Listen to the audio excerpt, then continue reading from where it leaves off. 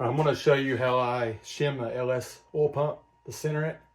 I believe this is probably the best way to do it. After you figure out your windage tray and your oil pickup, make sure it's all clearance correctly and everything. This one's a 408 cubic inch, so it's got a stroker crank. So we had to raise the windage tray up, well, technically down. So what I do is I'll take the front cover off the oil pump after I leave it on there. Bolts are just loose. I'll take two 2/1000 filler gauges, and you can kind of work the outer ring out just a little bit. I'll shim it in there, and it's kind of a tight fit, so got to wiggle it.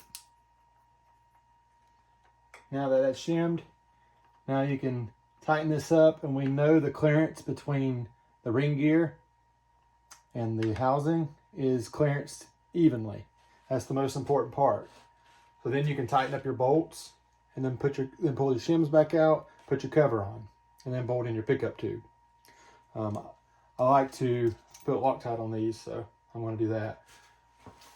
But by doing it this way, it seems to be the easiest and the simplest, and you only need 2 shims instead of having to have 3 in another method.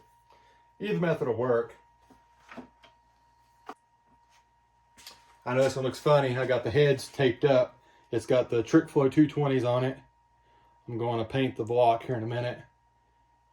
For some reason, I wasn't able to get to painting the block before we started putting it together. I don't remember what happened, but that's okay. Like I said, if you're not using a lock bolt with serrated flange on it, with Loctite, never hurts. This is a forced induction application. It's got a 3 liter, well, I think it might be 2.9 liter Whipple charger on this one. And it's going to be for road race.